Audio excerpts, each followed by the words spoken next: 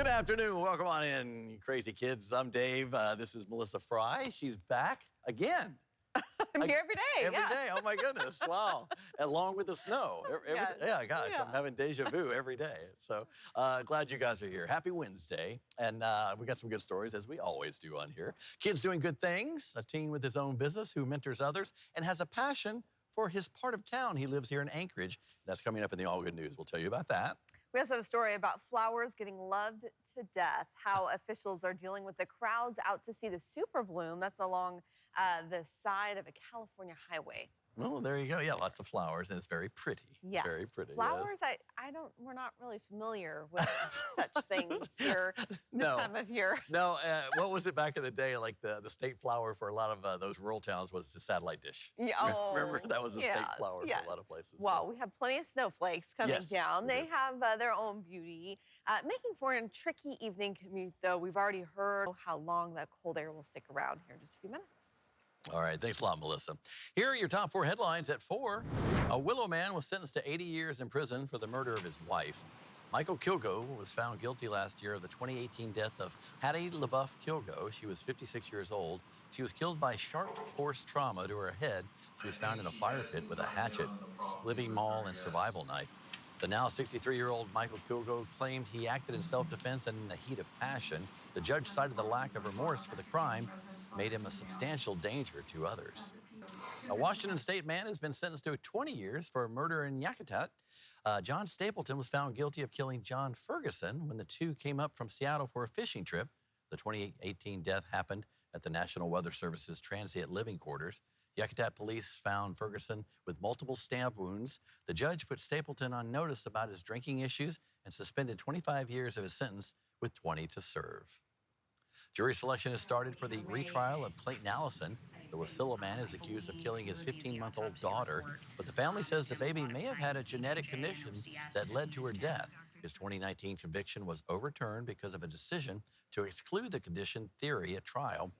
Allison's wife was diagnosed with Ehlers-Danlos syndrome and suspects her daughter had it as well, saying it would explain her injuries after a fall down the stairs. A government task force says people should be screened more often for high blood pressure, especially during pregnancy. A new research shows hypertension is often higher among older Black, Native American, and Alaskan Native women. Experts say the condition can sometimes go undiagnosed or untreated. A draft recommendation by the U.S. Preventive Services Task Force is available for comment online. They suggest a blood pressure check at every doctor's appointment. Good idea. The Alaska National Guard says there's a critical need for infrastructure in many parts of rural Alaska, especially if they need to quickly respond to the area. Georgina Fernandez brings us inside the gates for the recent discussion on that issue.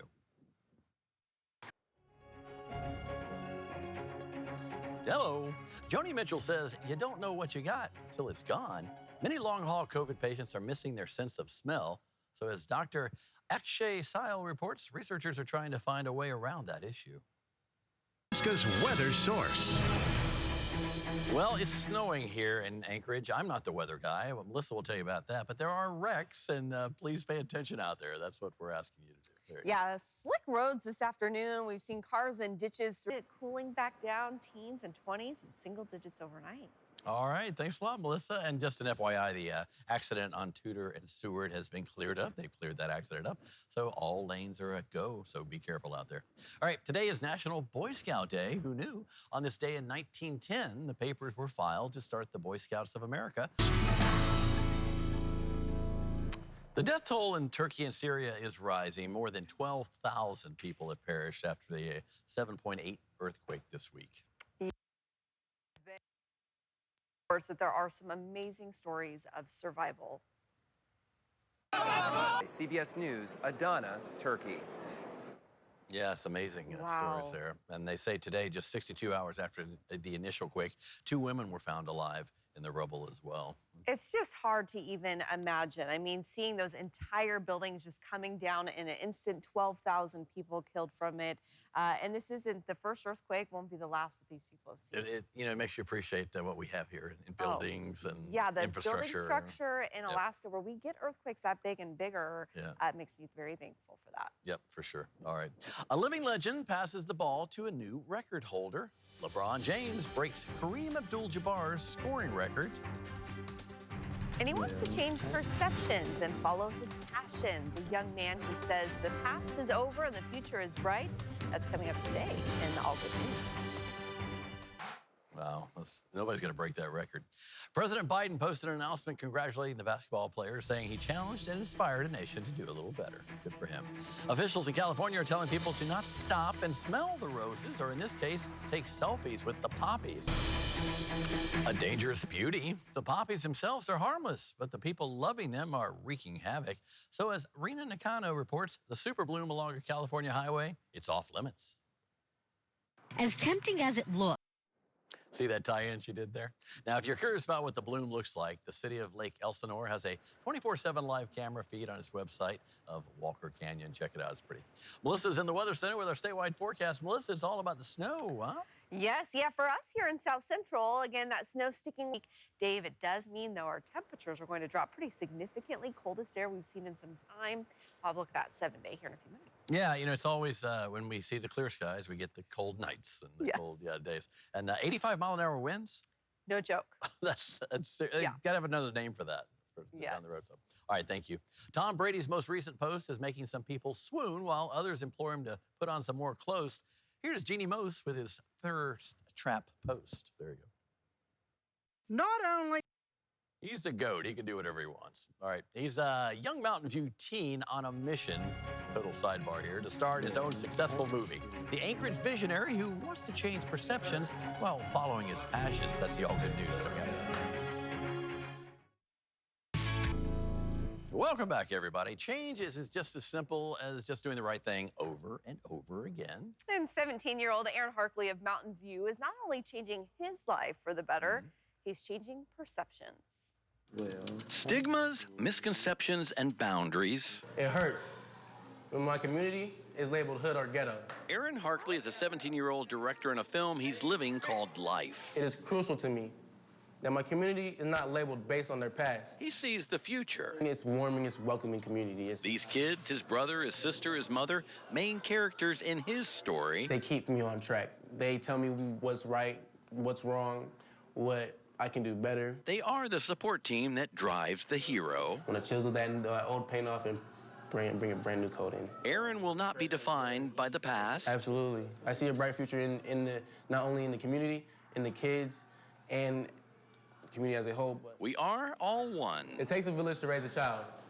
Well, my village consists of my immediate family, my church family, my Mountain View Boys and Girls Club family. Visions beyond the imagined walls of societal boundaries. I know what I want, I know what I want to do, and I know how I'm going to do it. And if I don't know, I will figure it out. The inspiring lead actor remembering his roots. My cinematography career and spark of interest actually came from this room. I was sitting right about here. And grateful for his new career. I make videos by myself, for other people's, for clients. Even the carpet in the Boys and Girls Club studio is sewn with the threads of inspirational faces of success. This quote right here means a lot to me because it's who are you and why are you here? It makes me reflect on myself, but it makes me reflect on my audience and my peers. Our young, successful protagonist crowned the Boys and Girls Club Alaska Youth of the Year. It is an honor to be awarded Youth of the Year and to be recognized by the Mountain View community. Honors and inspiration all around. The role model that I would like to meet one day is, I could say Spike Lee, because he is another Black director, and I cherish that. And what's a hero without a loving mom? Oh, I'm a mama's boy, of course. Well, he's still the baby. He's an infant to me. He's still your baby? He's still my baby. Still your baby. And nobody puts baby in the corner. And this time, Aaron's all in. Whatever path I take that can get me to the level I want to be, which is directing. I want to be a director. It takes a village to raise a child, and I am a product of my village, Mountain View. I am Aaron Harkely. The Youth of the Year. My baby. Aaron is the Allgood News. Oh, what a great kid. Just makes you so proud. Yeah, and he thanked a lot of people. He kept saying Mr. Dave, so Mr. Dave, he wanted to thank you as well. I didn't get that in the package. I apologize. And now he goes on to compete with, there's actually 3 groups of boys and girls clubs. So he won the Youth of the Year, but he's got to compete against 2 other folks for the official state title. So that'll be coming up. And if he wins that, he goes to the Pacific Regionals. Okay, very cool. And if he's the national winner gets a $50,000 scholarship and a new car. So good luck, Aaron. We'll be cheering you on. We'll definitely keep you posted how he does. Yeah, for sure. All right, here's Nora O'Donnell with what's coming up at 5 here on the CBS Evening News. Coming up right here tonight. So all of that snow that has fallen, it's now over a foot of snow that we've seen for the month of February. It's not going anywhere anytime soon. Just my pile is bigger in the yard. Bigger and bigger. All the time, so which is fun. I've been skiing down mine, by the way. Oh, that's good. Right down your own little pile. I have my own little bunny hill. Yes, I do. All right, you know, sometimes you just get lucky when taking pictures in space. Lucky is getting photobombed by an asteroid. Check it out. The James Webb Space Telescope was looking at the asteroid belt when Jupiter and Mars, it was focusing in on one asteroid in particular when this guy showed up. So it's about 300 by 600 feet long and maybe the smallest asteroid observed in the belt. One of the astronomers says it was completely unexpected and suggests there may be many more objects out there for the Webb telescope to find. You know what that is? That's a space potato. They're really delicious. Yes, from the planet Idaho. Yeah. All right. She's going to have a great birth story when she gets older. A baby makes a surprise arrival a little earlier than expected. Wow. What a little great story. She's a little angel, but her halo slipped and got stuck. The interesting call her mother had to make to firefighters. That's up next. Whoops. Got to be careful in the kitchen. A little girl in Lewistown, Pennsylvania, got her head stuck in a cake pan. Check it out. She was playing with an angel food cake pan, and although it went on fine, it just couldn't come off. Where's the Crisco when you need it, right? Mom called for firefighters for help. A crew from Junction Fire Company managed to get Quinley free, but couldn't save the cake tin. Too bad. She wore it kind of like a shawl around her shoulders until the firemen got there. She was a trooper. She was still able to eat and drink while she had this tin around her. Oh, that's funny. The mom, Erin, has a similar story from her childhood. When she was little, she got her legs stuck in a plastic chair and needed to be cut out. She jokes it runs in the family. Quinley is fine and handled the entire situation with grace. And Erin thanked the firefighters for doing a great job in an unusual situation. It was just about freezing in central Japan during a special purifying ritual. Yeah, dozens of people underwent under the waterfall there. It's waterfall training, let me get that out. Organized by a local temple. It's believed that one can cleanse their mind and body by standing under a waterfall in cold weather. Participants dressed in white said they prayed for their well-being and they felt purified after they warmed themselves by fire. So there you go. A golf course in Australia where you want to stay away from one particular hole. And would you want a snake named after you? Well, who knows? Plus, Melissa, she'll have another look at our forecast. Thanks for watching CBS 5 at 4. Melissa, good news. We know a little bit more about that home that had 700 pounds of acorns in its walls we reported yesterday. And snakes get a new name. Here's Jeremy Roth with today's Take a Look at This.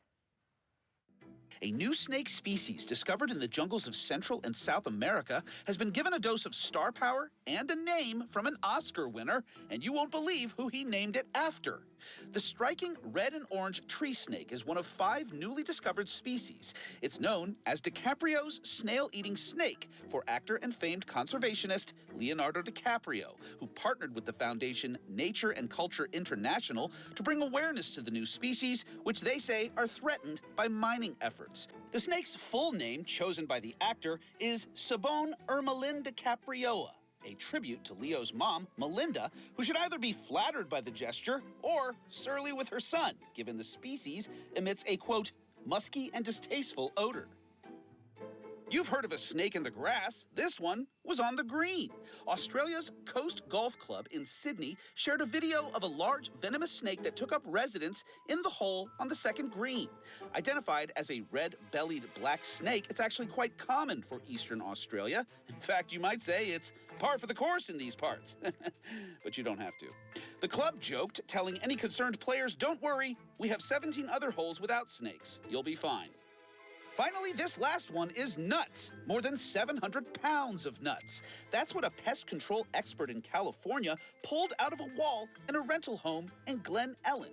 Nick Castro says a pair of woodpeckers had created a stupendous stash of acorns in the home's wall. He also said he's never come across anything like this. For Take a Look at This, I'm Jeremy Roth. That is crazy. That is their retirement fund. Yeah. Now the woodpecker's like, I got nothing to live on. I was trying to save it all up, and now look what you did. Yeah. It's snowing. It's snowing. Yes, newsflash. It's still coming down, but it's tapering off. We are going to see drier conditions heading into the overnight hours. Temperatures, they are going to start dropping, though. Cold air moving in. I do expect single digits by early tomorrow morning. Then our Thursday and Friday comes the sun.